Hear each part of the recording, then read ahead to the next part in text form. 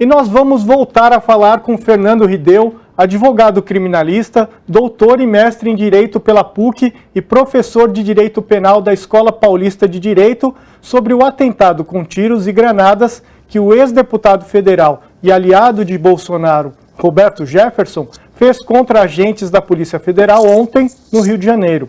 Bolsonaro mentiu, mais uma vez, que não tinha fotos com Roberto Jefferson.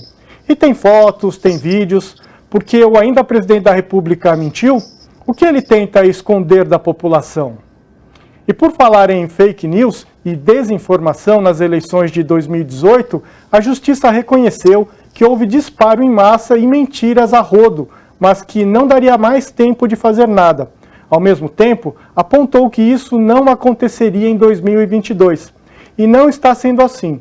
O presidente mente, seus aliados mentem, mensagens continuam sendo disparadas em grupos de WhatsApp, Telegram, Instagram e outras mídias. O que falta, professor, para o TSE e o STF enquadrarem essas gangues digitais de vez? Como o TSE vai lidar com esses últimos 3 dias de eleição, antes da eleição?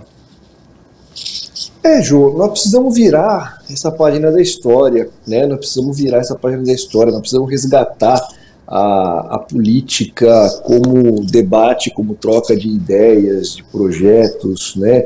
E não como essa reta final da campanha se mostrou aí, como uma troca de um jogo de mentiras em que um lado, né, como ficou demonstrado, o bolsonarismo apela às táticas e às técnicas sórdidas desse submundo, né, desse impulsionamento que fica invisibilizado pela ação das grandes corporações tecnológicas como o YouTube, Google, Facebook, né? Era preciso que isso fosse auditado, é preciso que essas empresas prestassem contas, né? A gente não sabe efetivamente quanto dinheiro foi gasto no impulsionamento de mentiras pelo bolsonarismo, né? Você começou a tua fala falando do presidente da República dizendo que não tinha foto com o Roberto Jefferson, né? Isso chega a ser absurdo, né, perto do todo, porque não só tinha foto, né, não é só uma questão de imagem, né?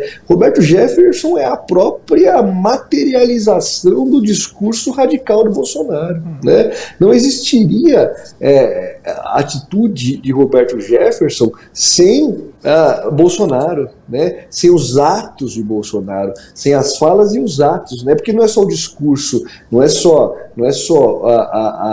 o estímulo ao ódio pela palavra, é pelos atos, né? Não existiria essa reação de Roberto Jefferson sem o indulto dado a Daniel Silveira. Porque ali Bolsonaro passa o recado, né? Que não é só discurso, são atos, né? É o perdão presidencial a um criminoso que atenta contra as instituições. Quando o Roberto Jefferson... Professor, diga. Só para encerrar, o que está em jogo nessas eleições? O que está em jogo é a própria continuidade da democracia, e é exatamente aí que eu queria concluir. Quando o Roberto Jefferson ele agride a ministra Carmen Lúcia, ele, por meio das palavras dirigidas a uma pessoa, ele atenta contra as instituições, né? Quando ele atira na viatura da Polícia Federal, ele atenta, é um verdadeiro atentado contra as instituições, mas eu espero, como disse o professor Pedro Serrano, que esse atentado seja como o Rio Centro, que seja exposto ali a tática de autossabotação dessa extrema-direita que queria incriminar as instituições, que queria se passar como vítima, mas que foi desmascarada e que, felizmente, né, a população tomou conhecimento de que são bandidos, né, de que são eles efetivamente uma ameaça à democracia e à nossa estabilidade institucional. Legal. Professor, a gente agradece a sua participação e numa próxima oportunidade a gente volta a conversar. Boa noite. Obrigado, João. Boa noite para você e para todos. Até mais.